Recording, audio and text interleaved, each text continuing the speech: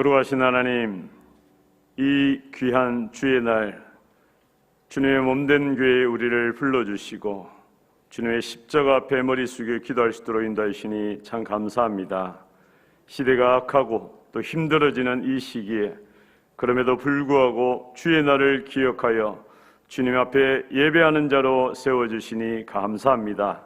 아버지 하나님, 어떤 힘든 일이 있을지라도 이 예배의 시간을 놓치지 않게 해주시고 주의 말씀을 표대로 살아갈 수 있는 우리들이 될 수 있도록 인도하여 주시옵소서. 유혹이 많은 이 세상에서 우리가 살아갈 때에 주님 곁길로 가지 않게 해주시고 주의 말씀의 길로만 걸어갈 수 있는 우리들 될 수 있도록 인도하여 주시옵소서. 오늘도 주님 기도의 제목을 가지고 주님 앞에 나왔습니다. 예배하는 가운데 우리의 마음이 치유되고 회복되며 주님께로만 영광 돌리는 이 시간 될 수 있도록 인도하여 주시옵소서. 예수님의 이름으로 기도합니다. 아멘.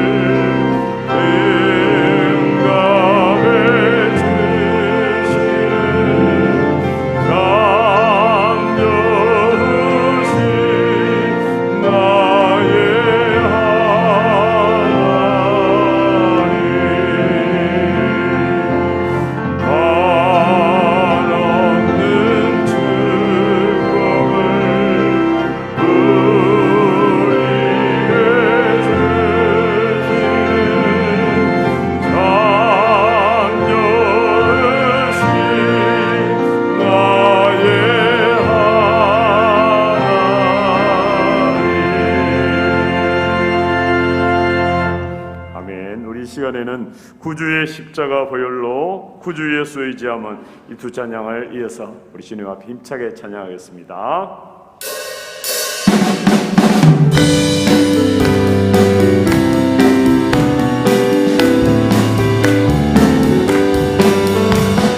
구주의 십자가 보혈로 제 씻음 받기를 원하네.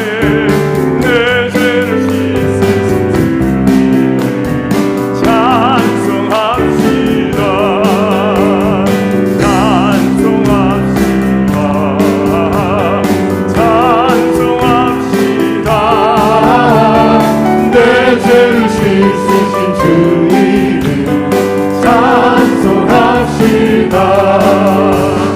죄악을 속하여 주신 주, 내 속에 흘러 계시네.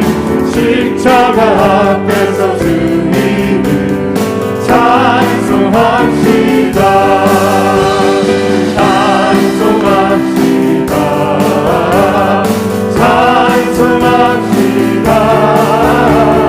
내 죄를 씻으신 주님을 찬송합시다. 주 앞에 흐르는 생명수 날 씻어 정하게 하시네. 내 깊은 정성을 다하여 찬송합시다. 찬송합시다. 찬송합시다. 내 죄를 씻으신 주님을 찬송합시다. 그 주 예수 의지한 시기 기쁜 이르세. 영생 허락 받았으니 의심 가주 없도다. 예수 믿는 것 안에 지켜봤도다. 예수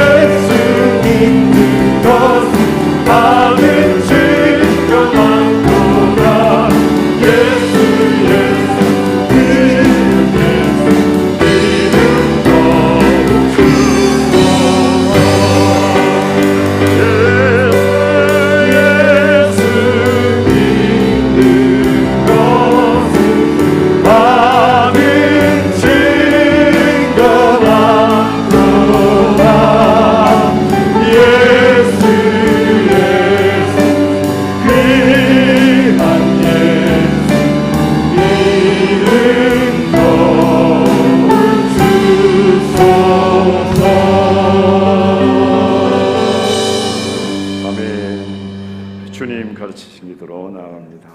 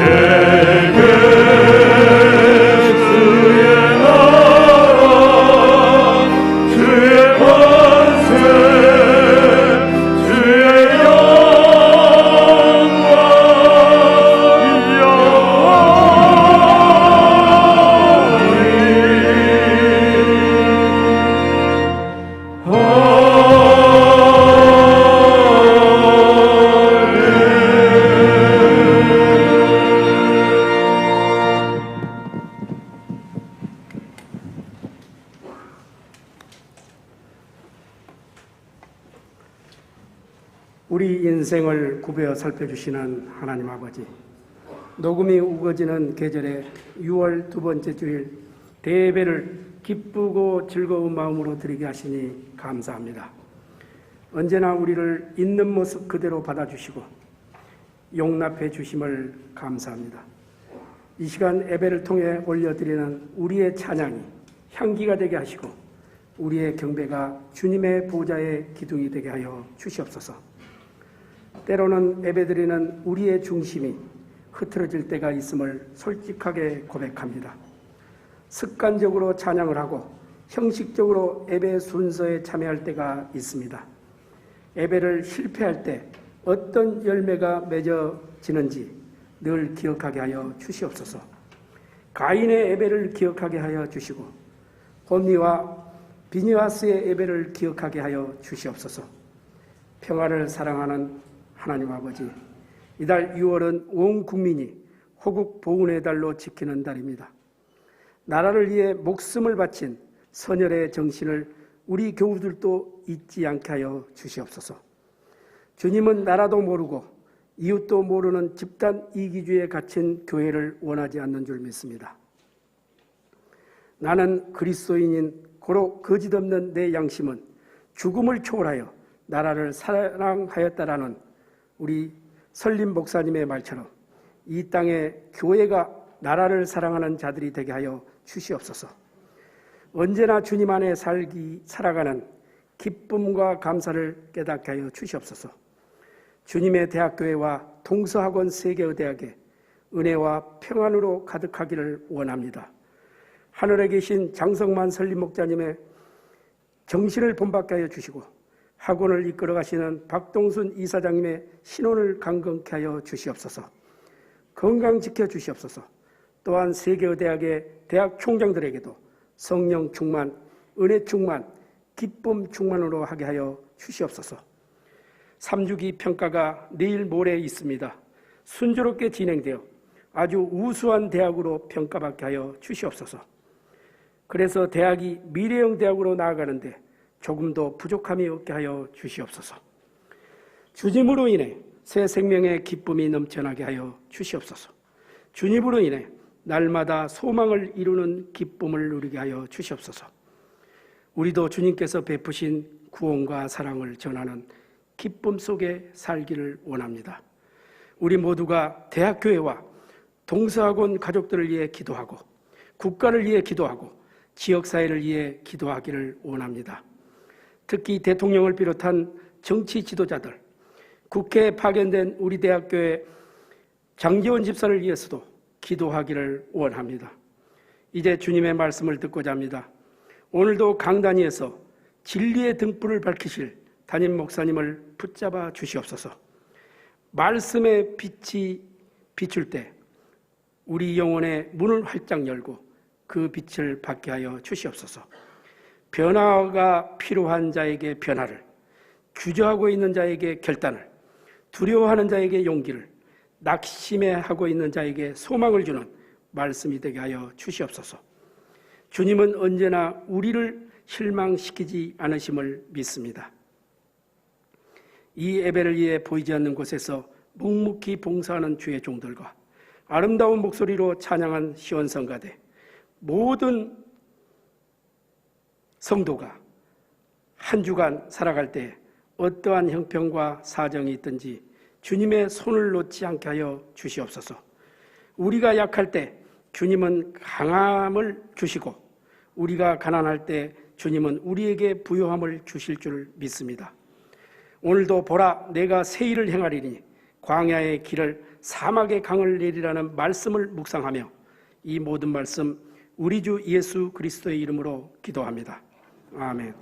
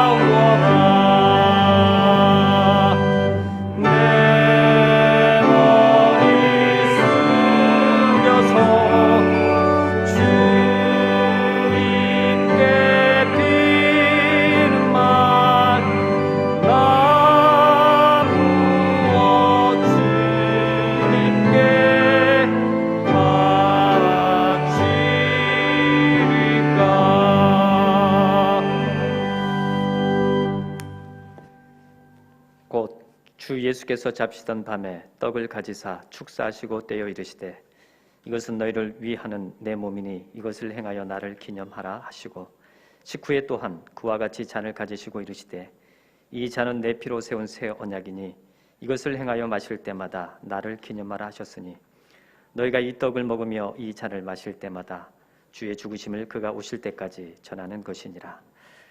구원의 주님, 이 시간 말씀을 쫓아 주님의 살과 피로 세운 언약을 기념합니다. 주의 성령께서 이 거룩한 성만찬에 함께하사 이 식탁이 성별되게 하옵시고 우리로 하여금 몸버려 피 흘리신 십자가의 구속의 은총을 기억하여 주님 주시는 그 새 생명과 구원의 감격으로 충만하게 하시되 우리 마음에 믿음과 소망과 사랑을 받아 누리게 하시고 감사와 화해를 배설하게 하여 주옵소서. 온전히 한 마음 한 뜻으로 하나님의 나라를 바라보며 주의 뜻 이루어지는 그날까지 주님의 증인으로 주님의 구원을 전하는 삶 다 되게 하여 주옵소서. 우리 주 예수 그리스도 이름으로 간절히 기도합나이다.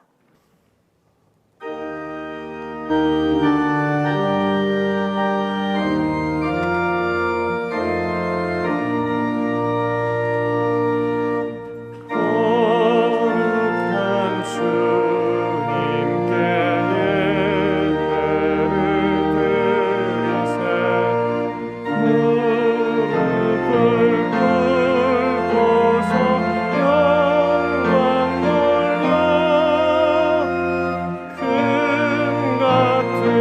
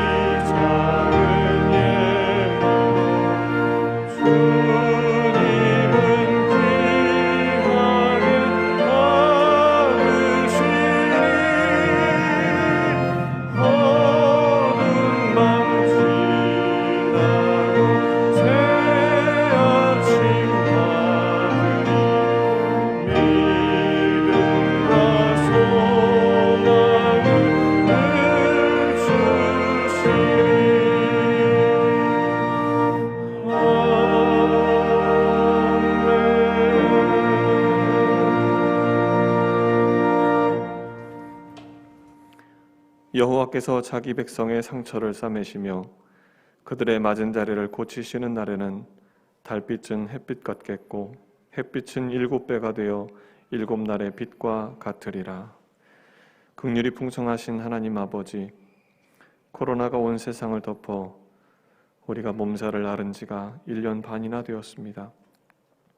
코로나로 인하여 곤고한 우리가 이 시간 겸비한 마음으로 주님께 머리를 숙입니다. 주님, 우리를 긍휼히 여겨 주시옵소서.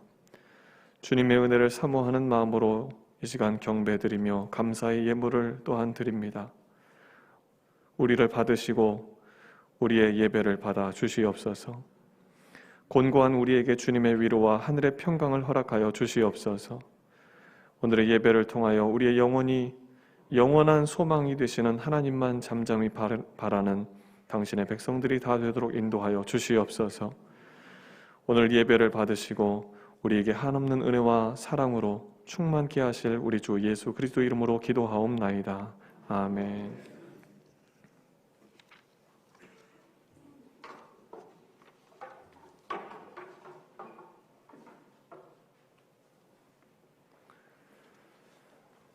교회 소식을 전해드립니다. 오늘 예배 후에 우리 목자 목녀 훈련이 있습니다. 대예배실에서 이 자리에서 있겠습니다. 전교인 금요 기도회가 6월 25일 오후 7시에 이 자리에서 있겠습니다. 많이 참석하셔서 함께 기도하는 시간 되시기를 바라고요. 장로 권사 은퇴식이 6월 27일 날 있겠습니다. 생명의 삶 성경 공부가 6월 17일로 종강을 합니다. 수료식이 6월 27일 주일 성찬 예배 중에 진행되겠고요. 수료하시는 분들은 제출할 내용들을 주보를 참조하셔서 제출하시면 되겠습니다. 교회 행정 직원을 모집하고 있습니다. 기도해 주시고 또 추천해 주실 분이 있으면 교회로 연락을 주시면 감사하겠습니다. 하나님의 말씀 마태복음 5장 4절 말씀을 함께 보시겠습니다.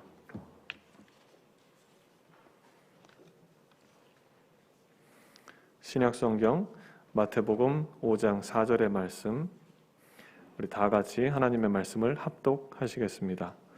애통하는 자는 복이 있나니 그들이 위로를 받을 것임이요. 아멘. 드립니다. 우리 시간 잠깐 다시 한번 기도하고 말씀을 같이 묵상하십시다. 하나님, 이 시간은 하나님의 말씀을 전하고 하나님의 말씀을 듣고 아버지 붙잡는 시간입니다. 이 세상을 살아가는 저희들 흔들리기 쉬운데, 두려워하기 아버지 참 쉬운데, 하나님 저희들 말씀을 통해서 힘을 얻고 소망을 바라보며 승리할 수 있는 하나님의 백성들로 주님 붙잡아 주옵소서. 마음의 문을 활짝 열게 하시고 귀를 쫑긋 세우게 하시고, 하나님 우리의 눈은 주님의 아버지 보좌를 바라보며 우리를 향하신 주의 음성 듣는 복된 시간으로 진리의 영이신 성령님 역사해 주옵소서. 예수님의 이름으로 간절히 기도하옵나이다. 아멘. 지난주서부터 우리가 마태복음 5장에 있는 팔복의 그런 말씀을 우리가 말씀을 묵상하기 시작을 합니다. 오늘 이제 두 번째, 애통하는 자에게 복이 있나니 저들이 하늘의 위로를 받을 것이며 라고 하는 이 말씀을 우리가 또 묵상하기 전에 이 산상수훈이 어떻게 구성이 되었는가, 어떻게 흐르고 있는가 하는 그거를 아주 간단하게 잠시 말씀을 드려서 여러분의 이해를 좀 돕고자 합니다. 여러분, 이 산상수훈에는 세 가지 특징이 있습니다. 첫 번째는, 이 특징은 뭐냐면 이 산상수훈은 누구를 위해서 우리 예수님께서 하신 말씀이냐 하는 것이죠. 본문 말씀을 우리가 읽지는 않았지만 1절에 보면 예수께서 무리를 보시고 산에 올라가 앉으시니, 그 다음에 나오는 이 단어가 참 중요해요. 제자들이 나아온지라 한 거죠. 많은 무리가 있었지만 주님께서 말씀을 전하시려고 하니까 제자로 살기를 원하는 사람들이 주님 앞에 나왔더라. 그래서 오늘 이 산상수훈의 말씀은 제자로, 이 세상에서 예수님의 제자로 살기를 원하는 사람들을 위해서 준비된 말씀이다 하는 것입니다. 두 번째는 이 팔복의 선언은 처음과 마지막, 그러니까 첫 번째 축복 선언과 마지막 축복 선언이 여러분 천국에 대한 약속으로 시작이 되고 그리고 또 마감을 한다는 사실입니다. 즉 심령이 가난한 자는 복이 있나니 천국이 저희 것이며 라고 그렇게 시작을 했는데, 팔복에 가서 뭐라고 말하냐면 의를 위하여 박해를 받는 자는 복이 있나니 천국이 그들의 것입니다. 그래서 첫 번과 마지막이 천국에 대한 약속이 있는 것으로 보아 이 산상수훈 이 말씀은 천국을 소망하며 천국 시민으로 살아가고 예수의 제자로 살아가기를 소원하는 백성들에게 우리 예수님께서 주시는 특별한 메시지가 바로 이 산상수훈이다 하는 것입니다. 세 번째 특징이 또 하나 있는데, 예수님의 이 팔복선언은 제자들의 신앙생활의 8단계, 신앙의 어떤 그런 단계에 대해서 예수님께서 말씀하고 있다는 것입니다. 즉 가장 이제 시발점은 뭐냐면 심령이 가난하게 되는 거죠. 그러니까 심령이 가난하게 되는 것부터 시작을 해서 여러분 애통하는 자 그리고 온유한 자를 거쳐서 마지막에는 하나님의 의를 추구하는 그런 삶으로까지 계속해서 점점 그 신앙의 어떤 커미트먼트라 혹은 헌신의 도를 더 요구하고 있는 말씀으로 이렇게 흐름이 있는 말씀이 산상수훈이다 하는 것입니다. 그래서 이 팔복선언은 개별적으로 이렇게 별도로 존재하는 것이 아니라 서로 긴밀한 그런 연관을 가지고 이렇게 준비된 말씀이 바로 이 팔복 선언 말씀이다 하는 것입니다. 오늘은 저는 이 8가지 축복 선언들 중에서 두 번째 선언을 묵상하며 여러분과 함께 은혜를 나누기를 원합니다. 이야기 하나 하면서 제 설교를 시작하고자 합니다. 1984년 가을, 저는 미국에서 루이빌 그 장로교 신학대학원에서 공부를 하고 있었을 때였습니다. 그때 이제 세계 최초로 인공심장 이식 수술을 성공했던 루이빌 켄터키에 있던 그런 휴메나 호스피털의 그 병원에서 저는 그 채플런 수업을 받고 있었던 때였습니다.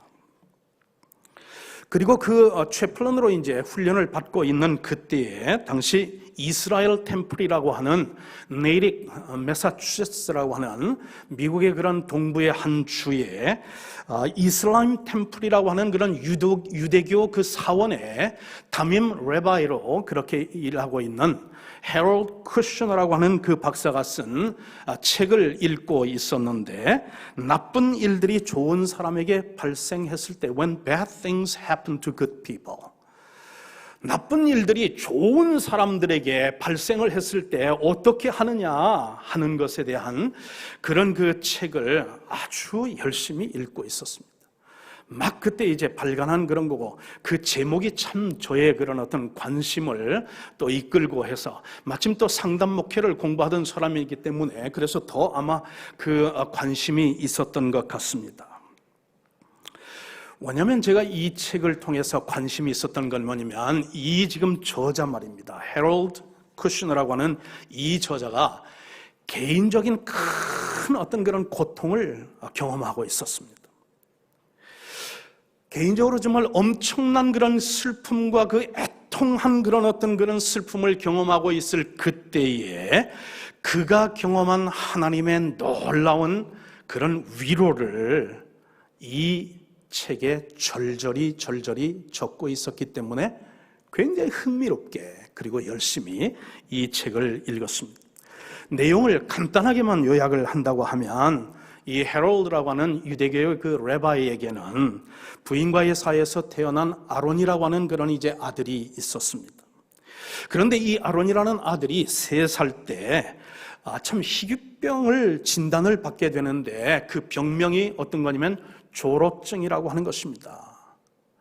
여러분, 노화 현상이 아주 급격하게 신속하게 가속도가 붙으면서 그렇게 이제 노화 현상이 어린 아이에게 나타나는 그런 병을 진단받게 되었습니다. 진단을 한 그런 담당 의사는 아론이 얼마 살지 못할 것이니 부모에게 마음의 준비를 하시는 게 좋겠다고 그렇게 이제 어려운 귀뜸을 해줍니다. 그러거나 말거나 이 저자는 아들의 병을 이제 치료할 수 있는 방법이 없을까 해서 수소문을 하고 백방으로 노력을 합니다. 그럼에도 불구하고 아론의 그런 병세는 조금 더 이제 호전의 그런 증세를 보이지 않고 악화일로의 그런 이제 상황으로 치닫고 있습니다. 그러다가 결국 아론은 14살이 되던 해에 세상을 떠나고 맙니다. 아론이 죽었을 때 그의 생물학적인 어떤 그런 나이는 14살이었지만 그의 몸은 90세에 가까운 그런 노인의 그런 몰골로 변해 있었던 사실입니다. 시력도 떨어졌습니다. 청력도 떨어졌습니다. 피부는 주름살로 가득 덮였습니다. 모발은 다 뽑혔습니다. 이빨도 다 이제는 없어서 그래서 하나도 남지를 않습니다. 여러분, 부모된 우리가 한번 상상을 해보십시다. 우리의 어떤 그런 이제 상상력을 동원해서 말입니다. 한번 상상을 해보시라고요. 내 아들이 말입니다. 내 눈앞에서 말입니다. 부모인 나보다 말입니다. 더 빨리 늙어가면서 고통받는 그 모습을 여러분 한번 상상해보자 하는 것이죠. 그리고 그것을 지금 지켜보는데 아무것도 할 수 있는 일이 없는 그 부모의 심정을 한번 상상해보자 하는 것입니다. 이 고통의 상황에서 헤로드는 자신이 믿고 설교하는 하나님께 기적을 보여달라고 그러면서 열심히 기도합니다. 간절히 기도합니다. 그러나 하나님은 침묵일관이세요. 극소수의 사람들이긴 하지만 성직자가 남이 모르는 무슨 죄를 지었기 때문에 하나님께 저렇게 심판을 받나 그렇게 뒷담화를 하는 사람들도 극소수지만 있었던 그런 상황들이 이 헤럴드의 마음을 너무도 아프고 고독하게 했어요. 아들에게 아버지로서 해줄 수 있는 것이 아무것도 없다는 이 상황이 너무너무 화가 났어요. 아버지로서 그리고 성직자로서 자신의 부족을 그러면서 자책을 해봅니다. 왜 이런 일이 자기에게 그리고 자기 가족에게 그리고 자기 아들에게 일어나야 하는지 이해가 되지 않아서 Why me and why my son? Why us? 그 질문을 해보지만 거기에 대한 답변은 오지를 않습니다. 너무 고통스러워서 성직을 떠날까도 생각을 해보았습니다. 이 과정에서 무엇보다도 헤럴드를 더 힘들게 했던 건 뭐냐면 역할의 역순을 받아들이기가 힘들었기 때문에 그렇습니다. 역할의 역순이란 무슨 말씀일까요? 헤럴드는 아무래도 이제 라바이고 그리고 한 회중을 담당하는 한 2,500명 되는 그런 유대인 그런 회중을 담당하는 담임 라바이다 보니까 여러분 늘 남을 위해서 기도해주고 신방해주고 위로해주고 그리고 장례식을 집전해주고 그리고 결혼식을 집전해주고 모든 것을 항상 남에게 주는 것에 익숙해 있었던 이 헤럴드가 이 모든 아들의 어떤 그런 이 정말 신속한 노화 현상의 이 과정을 통과하는 동안 교인들이 기도해 줍니다. 교인들이 위로해 줍니다. 교인들이 신방해 줍니다. 음식을 가져다가 이제 드세요 하면서 그러면서 그렇게 또한 돌보아 줍니다. 그러면서 여러분 아무 말 없이 다가와 그냥 포옹해주는 그런 교인들도 있는데 여러분 이것이 사실 헤럴드에게 받아들여지기가 참 힘들었다고 합니다. 왜냐하면 생소한 거니까요. 늘 주던 사람은 받는 것에 익숙치가 않습니다. 헤럴드가 그것을 받아들이는 일이 참 힘들었다고 고백을 하고 있습니다. 그러나 이 모든 과정을 통해서 헤럴드는 매우 소중한 그런 어떤 그런 교훈들을 이제 배우고 체험하는 계기가 되었다고 그의 책에서 이제 고백을 하고 있습니다. 그가 제일 먼저 이제 또한 받아들여야 했던 거면 자신도 하나님의 위로가 필요한 사람이라는 사실을 그거를 받아들여야 했다는 사실이에요. 아울러서 그는 좋지 않은 일은 신분 여하를 막론하고 어떠한 사람에게나 누구에게나 발생할 수 있다는 그 사실을 또한 받아들여야만 했다 하는 것입니다. 이 일로 그는 믿음의 공동체의 어떤 그런 저력을 새삼 깨달았다고 책에서 갈파하고 있습니다. 성도들이 자기를 찾아오고 자기 부인을 찾아오고 가족을 찾아와서 이제 말 한마디 해주는 것, 기도 한마디 해주는 것, 슬픔을 공유한다는 그런 어떤 그런 성도들의 손 제스처 하나, 눈 제스처 하나, 이 모든 것들을 통해서 헤럴드는 인류의 그 따뜻함을 느끼게 되었다는 것이고, 그로 인한 어떤 치유와 위로의 그 능력을 본인 스스로가 체험하였다고 그래서 쓰고 있습니다.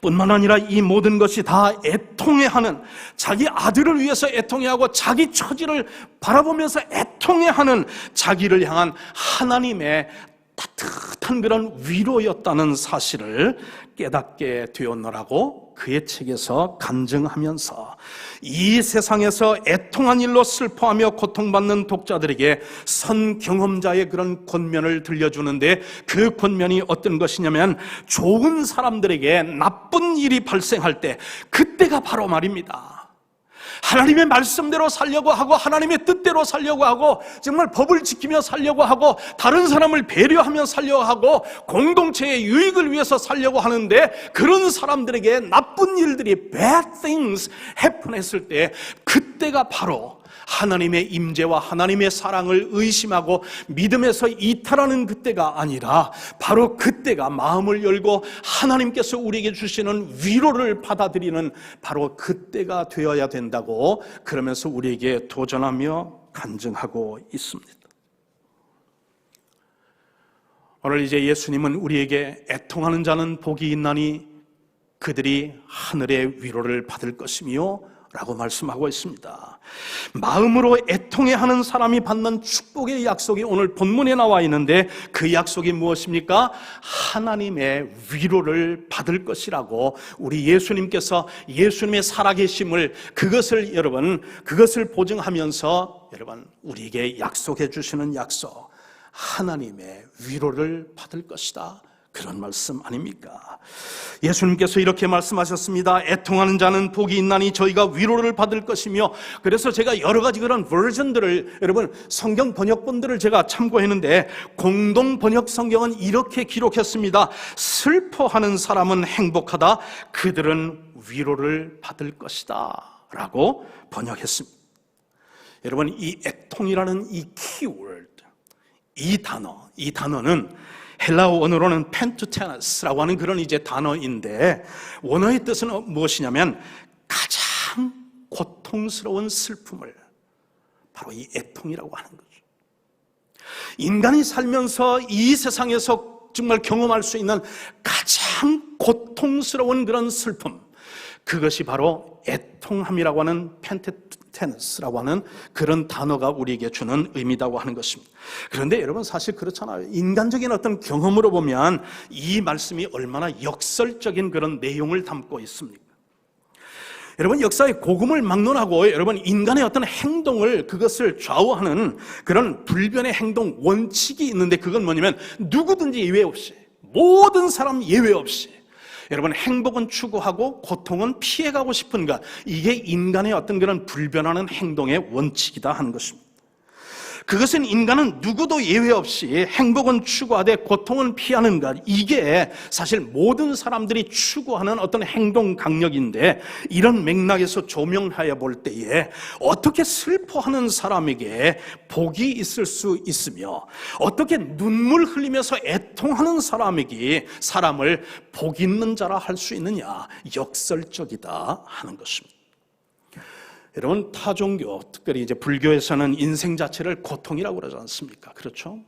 그리고 우리가 한평생을 살아가는 이 세상을 여러분 고해와 같은 세상이라고 그렇게 여러분 표현을 하고 있지 않습니까? 그래서 이 세상에서 한평생을 살다 보면 사고, 생로병사를 논하기도 하고요. 그래서 태어나는 것 자체가 참 고통이다. 죽는 것도 고통이다. 병들어서 고통받는 것도 고통이다. 여러분, 늙는 것도 고통이다. 생로병사, 그런 사고를 이야기하지 않습니까? 거기서 조금 더 나간다면 팔고를 얘기하는데, 여러분 이 생로병사에다가 무엇을 또 더하느냐면 사고를 더하는데, 소중한 사람들이 만났다가 헤어지는 그런 이제 고통이 있다는 것 아닙니까? 애별리고라고 하죠. 여러분 원하는 게 있어요. 갖고 싶은 게 있어요. 이루고 싶은 것이 있습니다. 그래서 노력을 하는데 그것을 이루지 못하고 얻지 못하는 그것으로 말미암아 느끼는 고통이 있는데 구부독구라고 하는 그런 이제 고통이라고 하는 것이죠. 여러분 우리는 아무래도 이제 오감을 가지고 살아가는 그런 사람이다 보니까 보고 느끼고 그리고 또한 뭐 그러면서 그런 것들이 있지 않습니까? 그래서 오감을 가지고 살다 보니까 보고 듣고 느끼는 이 모든 것 가운데서 우리가 유혹을 받아서 그래서 우리 스스로가 자초하는 그런 고통이 있는데 그것을 어떤 고통이라고 하느냐면 그것을 오음선고라고 하죠.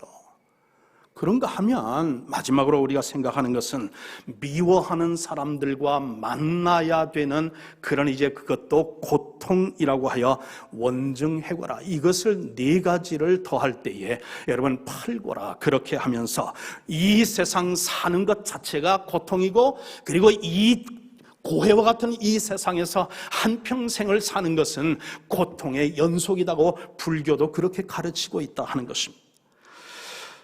저는 상담을 전공한 사람이다 보니까 심리학에서는 여러분 슬픔의 그런 사다리를 이야기하지 않습니까? 그렇죠? 슬픔에도 여러분 계단이 있다는 거죠. 이것은 사회 과학적인 임상 실험을 통해서 관찰한 바에 의하면 이 슬픔들도 우리를 슬프게 하고 고통스럽게 하고 우리에게 스트레스를 주는 이런 것들도 여러분 등급이 있고 계단이 있다는 것이죠. 슬픔 중에 고통 중에 으뜸은 아무래도 이제 배우자의 죽음이죠. 배우자의 죽음은 우리에게 가장 고통스러운 일이죠. 그것으로부터 시작해서 부모와 자식의 죽음이라든지 이혼의 어떤 그런 아픔이라든지 친구의 배신이라든지 실직의 고통이라든지 이런 것들은 우리에게 엄청난 고통과 그리고 애통함을 자아내는 우리의 실존의 경험들이다. 그렇게 사회과학적으로도 말한다 하는 것입니다. 자, 그런데 이러한 고통들은요, 우리의 어떤 자의적인 의도와는 상관이 없이 인간이기 때문에 이 세상에서 살기 때문에 어쩔 수 없이 우리가 그 당하는 것 있는데 그게 죽는 거고 병드는 것이고 고통받는 것 그런 것이다 하는 것입니다. 그런데 반하여 오늘 예수님께서 본문에서 말씀하시는 이 애통이라고 하는 이것은 어떤 심리학적인 그런 고통이나 슬픔이 아니라는 것이죠. 오히려 이 애통은 타의에 의한 것이 아니라 본인의 어떤 그런 영적인 상태를 스스로 슬퍼하면서 자기가 지금 하나님과의 관계 속에서 어떤 상황에 있는가, 내가 제자도의 어떤 그런 여정 속에서 나는 지금 어느 순간에 있는가, 이 자기 어떤 영적인 상태를 자기 어떤 그런 영적인 눈으로 진단을 해보니까 하나님께서 원하시는 그 순간에 있지 못한 그것을 느끼고 그것을 슬퍼하며 그 어떤 그런 상황을 반전시켜보려 노력하는 그런 어떤 슬픔, 이 영적인 그 슬픔, 그것을 오늘 예수님께서 말씀하시는 애통이라는 단어가 갖는 의미다 하는 것입니다. 그래서 이 어떤 그런 애통함은 자발적이고 자의적인 슬픔을 말하는 것이다 하는 것이죠. 누가 뭐 슬퍼하라고 해서 슬퍼하는 게 아니고 누가 애통하라고 해서 애통하는 것이 아니라 본인 스스로의 영적인 상태에 만족할 수가 없고 그러면서 부족함을 느낄 때에 이래서는 안 되지 그러면서 그 상황을 애통해하며 슬퍼하면서 이 상황을 이제는 회복시켜야지 반전을 시켜야지 하면서 노력하는 그 모든 그런 모습을 애통이라는 단어를 사용하여 우리 예수님은 말씀하고 있다는 것입니다. 여러분 탕자의 비유를 잘 아시지 않습니까? 그렇죠? 탕자의 비유의 그런 어떤 둘째 아들의 그 어떤 행동을 여러분은 설교를 통해서 수없이 들으셨습니다. 자, 그런데 예수님의 이 탕자의 비유에 보면 예수님이 지금 말씀하시는 애통하는 자는 복이 있나니 저희가 하늘의 위로를 받을 것이며라고 하는 그것에 대한 정답을 우리에게 증거해 줍니다. 어느 아버지에게 아들 둘이 있었습니다. 둘째 아들이 어느 날 와서 아버지에게 자기에게 올 그런 재산을 미리 좀 상속해 주세요. 그래서 그 재산을 받아가지고 먼 나라로 나가서 허랑방탕한 그런 삶을 삽니다. 엎친 데 덮친 격으로 여러분 돈 떨어지자 여러분 친구도 떠나가고 인기도 떠나가고, 그런데 설상가상으로 흉년이 들었습니다. 그래서 먹기 위해서 살기 위해서 이 둘째 아들이 그 나라 이방 사람들이 치는 돼지를 칩니다. 여러분, 경건한 그런 유대인이 돼지를 여러분 치는 직업을 갖고 있다고 하는 것은 이거는 내려갈 정도로 내려간 것이고 타락할 정도로 타락한 것을 예수님께서 지금 빗대어 지금 말씀하는 것이거든요. 그런데 그 돼지를 치면서 먹을 것이 없어서 굶주리고 죽을 지경이에요. 그래서 지금 그 돼지 주인에게 돼지들이 먹는 쥐염 열매라도 나에게 주어서 이 굶주림을 좀 면하게 해주세요. 그랬더니 주는 사람이 또 없어요. 바로 이 순간이었습니다. 바로 이 순간에 이 둘째 아들이 애통하는 그런 모습을 보게 됩니다. 여러분 15장 17절에 보니 둘째 아들이 스스로 돌이켜 그랬어요. 스스로 돌이켜. 누가 애통해 하라고 한 것도 아니에요. 돌이키라고 한 것도 아니에요. 본인 스스로가 생각을 했는데 자기 아버지 집에 있을 때와 지금의 나의 모습을 보니까 너무 괴리감이 생기고 너무 차이가 나고 너무너무 참 한스러운 그런 자신의 모습을 보면서 스스로 돌이켰어요. 그런데 스스로 돌이키는 거기에서 끝난 것이 아니라 그가 이렇게 말합니다. 내 아버지의 집에는 먹을 것이 풍부한 품꾼들이 얼마나 많은가. 그러면서 내가 아버지와 하늘에 죄를 지었다. 그러면서 자신이 일어나서 아버지에게로 돌아가리라. 그리고 아버지의 품꾼의 하나로 나를 받아들이기로 그렇게 요청하리라 하고 그 자리에서 벌떡 일어나 그 애통하는 그런 마음, 그 슬퍼하는 그런 마음, 그 고통스러운 그 마음을 가지고 자리에서 일어나 아버지의 집으로 나아갑니다. 여러분, 그 결과를 여러분이 아시잖아요. 아버지가 책망했나요? 아버지가 그를 이제 내쫓았나요? 내 돈 어떻게 했느냐? 그렇게 이제 여러분 꾸중하셨나요? 아니지 않습니까? 종들에게 이야기합니다. 살찐 송아리를 잡으라. 그리고 또한 신발을 가져오라. 금가락지를 가져오라. 그리고 또한 옷을 가져오라. 아들에게 이 옷을 입히고 이 음식을 먹이고 이 반지를 그리고 이 신발을 신기고 우리가 잃었던 자를 찾았고 죽었던 자가 살았으니 우리가 함께 즐거워하자 하면서 잔치로서 그 아들을 위로하는 그런 모습, 그 모습 속에서 여러분 우리 예수님이 이 산상보훈에서 말씀하시는 애통하는 자는 복이 있나니 저희가 하늘의 위로를 받을 것이며 라고 하는 그 의미가 무엇인지 우리가 그것을 감을 잡을 수가 있다 하는 것입니다. 여러분, 애통하는 자, 이 말은 사랑하는 사람을 잃고 장례식에서 통곡하는 사람에게만 적용되는 말이 아니라는 거죠. 이보다 훨씬 더 영적이고 깊은 그런 의미를 담고 있는데, 하나님 앞에서 나 자신의 모습을 올바로 진단하게 되면 그 결과로 반드시 나가는 것이 뭐냐면 내 심령이 하나님 앞에 가난하게 된다는 거죠. 내 심령이 하나님 앞에 가난하게 되면 내 어떤 그런 형편과 그 처지와 영적인 그 상태에 대하여 우리가 애통하는 마음을 갖지 않을래야 않을 수가 없다 하는 것이죠. 그래서 심령이 가난하게 되면 그 다음에 이제 애통하게 되는 것이고, 애통하는 그런 마음이 있게 되면 그러면 우리의 심령이 온유한 자로 나아가는 그런 이제 어떤 그런 흐름을 이 산상수훈 팔복의 말씀은 우리에게 이야기를 해주고 있습니다. 여러분, 이런 상황을 경험한 사람이 누구냐면 다윗이죠. 다윗 왕이었습니다. 다윗 왕은 자기의 어떤 그런 간음죄를 인정하고 회개합니다.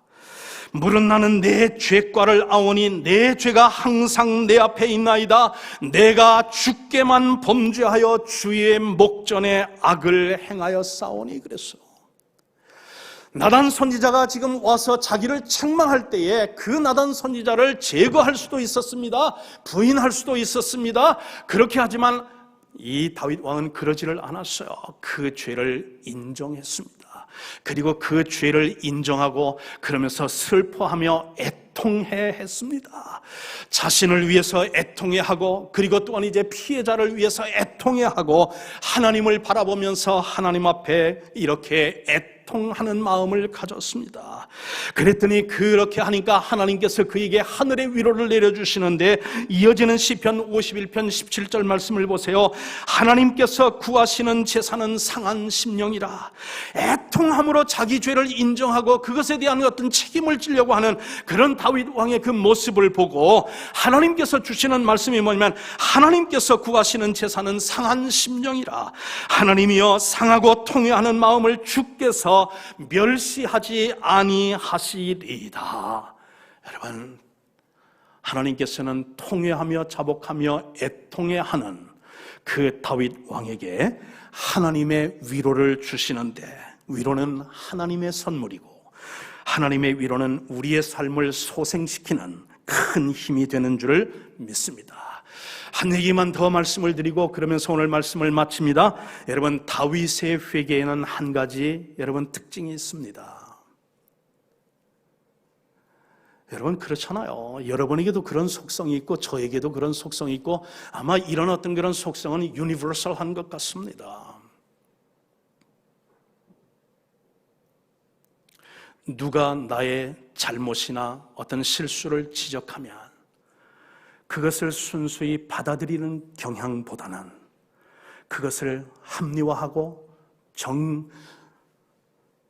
정당화하고 남에게 핑계를 대고 세상을 탓하고 자기 어렸을 때의 어떤 childhood, 어린 때의 어떤 그런 그 성장 과정에서 경험했던 어떤 사건들을 그것을 핑계로 삼고, 그러면서 여러분 그 행동에 대하여 책임지려 하는 일들을 우리가 좀처럼 하지 않는 것이 우리들에게 다 있는 죄의 속성 아니냐 하는 것이에요.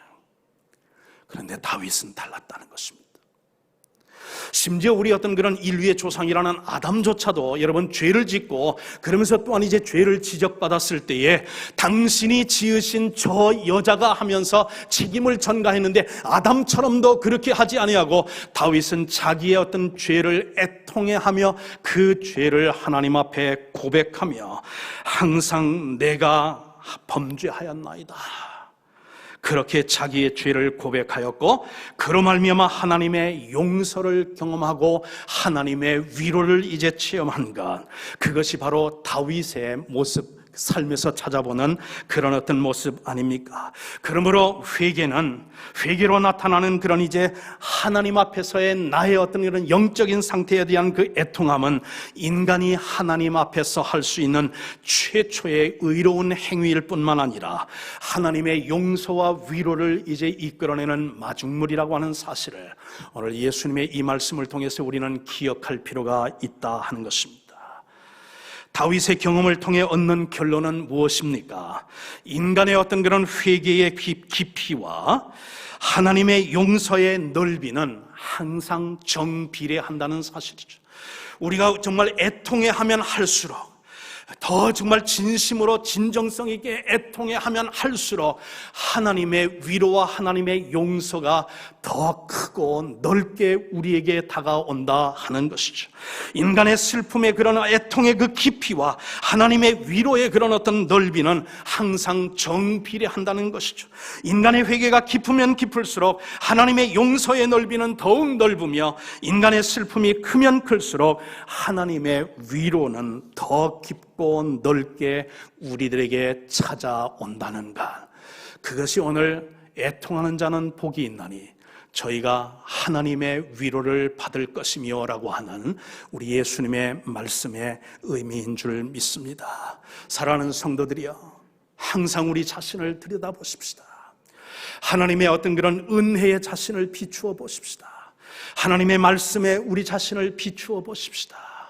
여러분, 그러고서 우리 자신이 있어야 할 자리에 있지 못한다든지, 하여야 할 일들을 우리가 감당하고 있지 못한다든지, 살아야 할 방식대로 우리가 살지를 못하고 있다든지, 그렇다면 그 영적인 어떤 그런 이제 부족한 상태를 우리 스스로 진단하였다면 그것을 그 마음을 심령을 가난하게 함으로 말미암아 애통하게 하시고 애통하는 그런 이제 마음을 통해 우리의 어떤 그런 부족을 하나님 앞에 회개할 때에 하나님께서 하늘의 위로를 우리에게 주실 줄 믿습니다. 그런 위로가 여러분과 저에게 우리 모두에게 있어지기를 주님의 이름으로 간절히 축복합니다. 아멘. 자비로우신 하나님 참으로 감사하고 감사합니다. 하나님이여 말씀대로 바로 살고 있는지 늘 말씀 앞에 우리를 조명하게 하소서. 우리를 향하신 주님의 아버지 하나님 그런 말씀의 도전 앞에 한 점 부끄러움은 없는지 늘 하나님 기도하며 우리 자신을 살피게 하소서. 죽도록 아버지 하나님 충성하고 헌신하라 했는데 그래서 능력도 주시고 기회도 주시고 달란트도 맡겨주셨는데 오히려 하나님의 그 의도를 우리가 잘못 이해함으로 말미암아 하나님 그 재능도 은사도 하나님 아버지 달란트도 땅에 묻어두고 있는 저희들의 모습은 아닌지요. 하나님 우리 아버지 하나님 영적인 부족함을 아버지 하나님 늘 살피게 하시고 그것을 하나님 앞에 아버지 하나님 회개하며 하나님의 아버지 하나님 애통해 하는 그런 아버지 하나님 회개를 통해서 하늘이 우리에게 약속해 주시는 그런 아버지 하나님 위로를 그리고 또한 용서를 그리고 주님의 사랑을 하나님 아버지 저들이 경험하면서 하나님 정말 의를 추구하는 삶으로까지 우리의 신앙이 성장하고 성숙해 갈 수 있도록 우리를 이끌어 주옵소서. 우리 주님 예수 그리스도의 이름으로 간절히 기도하옵나이다. 아멘.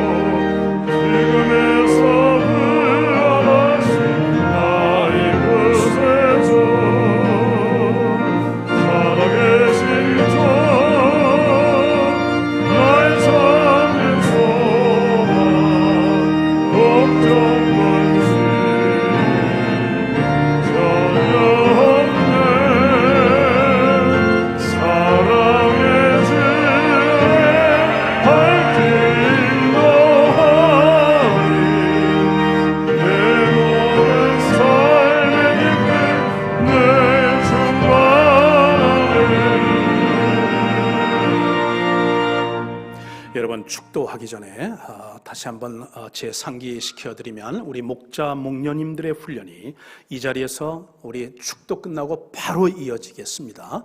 딱 1시간 지금 예정을 하고 있습니다. 그래서 목자 목녀님들은 자리를 떠나지 마시고 그냥 자리에 계시고 또 바로 훈련에 임할 수 있도록 협조해 주시기를 부탁드립니다. 기도하십시다. 이제는 우리의 영원한 위로의 근원이 되시는 우리 주 예수 그리스도의 무한하신 은혜와 하나님 아버지의 놀라우신 사랑하심과 성령 내주하셔서 하나님 아버지 하나님 좋은 사람에게 나쁜 일이 발생할 때에 하나님을 떠나고 믿음을 이탈하는 것이 아니라 바로 그때 그 순간 그 장소가 하나님의 위로를 아버지 하나님 이제 필요로 하고 받아야 하는 아버지 하나님 때임을 느끼게 하며 그 자리를 지키고 하나님 앞에 애통해야 할 때에 주님의 위로를 우리에게 전하여 주시는 성령의 교통하심이 오늘 예배를 마치고 이 자리를 떠나가는 사랑하는 모든 권속들과 그들에게 관계된 모든 일들 위에 지금으로부터 영원까지 함께 하옵시기를 주 예수 그리스도의 이름으로 간절히 축원하옵나이다. 아멘.